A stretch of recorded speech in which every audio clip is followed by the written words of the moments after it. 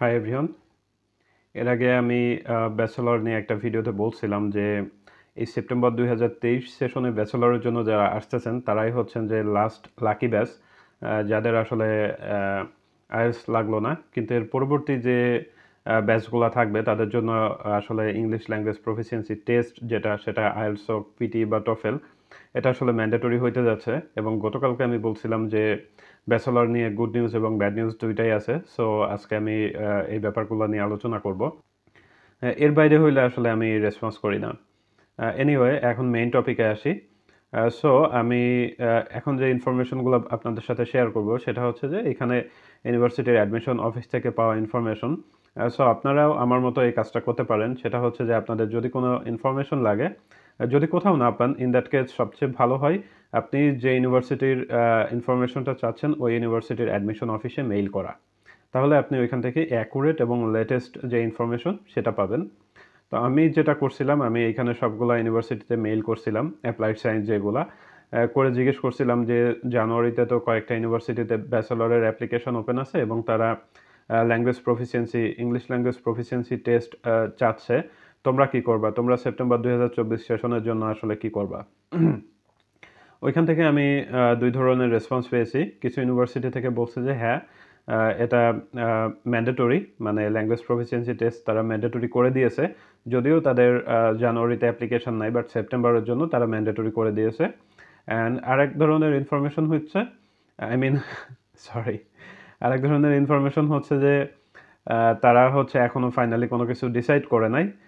At the end of the September তারা updated ইনফরমেশনটা ইউনিভার্সিটির ওয়েবসাইটে জানিয়ে দিবে যে তারা আসলে English language proficiency test mandatory করবে নাকি অ্যাজ ইউজুয়াল যে এন্ট্রান্স এক্সাম ছিল ওইভাবেই আগাবে। কিন্তু আমার কাছে আমি যেটা গেস করতেছি সেটা হচ্ছে যে তারা আসলে ল্যাঙ্গুয়েজ প্রফিসিয়েন্সি টেস্টটা ম্যান্ডেটরি করে দিবে। এটা আসলে আমার একটা আইডিয়া, আই মিন গেস একটা। সো ব্যাড নিউজটা কি হইলো? ব্যাড নিউজ হচ্ছে যে আপনাদের আসলে, যদি আপনারা ফিনল্যান্ডে ব্যাচেলরের জন্য পড়াশোনা করতে চান তাহলে অবভিয়াসলি আপনাদের এই ল্যাঙ্গুয়েজ প্রফিসিয়েন্সি টেস্টের জন্য প্রিপারেশন নেওয়া উচিত। যেহেতু অনেক ইউনিভার্সিটি এই ল্যাঙ্গুয়েজ প্রফিসিয়েন্সি টেস্টটা ম্যান্ডেটরি করে দিয়েছে, ইন দ্যাট কেস বাকি যে ইউনিভার্সিটিগুলো আছে তারাও হয়তো বা একই পথেই হাঁটবেন। এটা হচ্ছে যে আপনাদের জন্য ব্যাড নিউজ।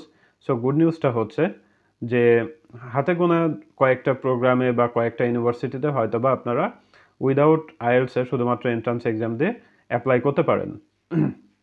সো এটা চলে গেল একটা ব্যাপার।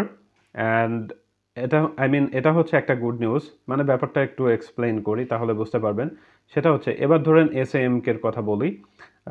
এইখানে দুইটা প্রোগ্রামে ব্যাচেলর রান থাকবে। নাম্বার ওয়ান হচ্ছে বিজনেস, ইন্টারন্যাশনাল বিজনেস, আর একটা হচ্ছে নার্সিং। তো এই ইন্টারন্যাশনাল বিজনেসের ক্ষেত্রে তারা ইংলিশ ল্যাঙ্গুয়েজ প্রফিসিয়েন্সি টেস্টটা ম্যান্ডেটরি করে দিয়েছে। কিন্তু নার্সিংয়ের জন্য আসলে তারা ইংলিশ ল্যাঙ্গুয়েজ প্রফিসিয়েন্সি টেস্টটা অ্যাকসেপ্ট করতেছে না। তারা শুধুমাত্র এন্ট্রান্স এক্সামের মাধ্যমে স্টুডেন্ট সিলেক্ট করবে। অর্থাৎ এরকম কয়েকটা ইউনিভার্সিটিতে হয়তো বা হাতে গোনা দুই একটা প্রোগ্রাম থাকতে পারে। মানে ধরুন একটা ইউনিভার্সিটিতে ব্যাচেলরে 10টা প্রোগ্রাম আছে, এর ভেতরে একটা বা দুইটা প্রোগ্রামের জন্য তারা শুধুমাত্র এন্ট্রান্স এক্সাম অ্যালাউ করবে, কিন্তু ইংলিশ ল্যাঙ্গুয়েজ প্রফিসিয়েন্সি টেস্টটা বাকি প্রোগ্রামগুলোর জন্য ম্যান্ডেটরি থাকবে।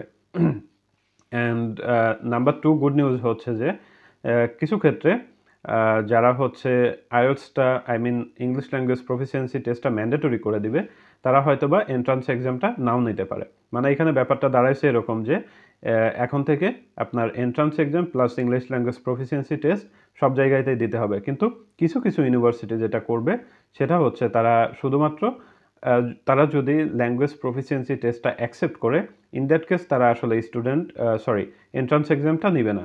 শুধুমাত্র আপনার এই language proficiency test plus previous যে রেজাল্ট, আই মিন এইচএসসি যে রেজাল্ট, এই দুইটার উপর বেস করে তারা স্টুডেন্ট সিলেক্ট করবে। ইভেন তারা চাইলে একটা ইন্টারভিউও নিতে পারে।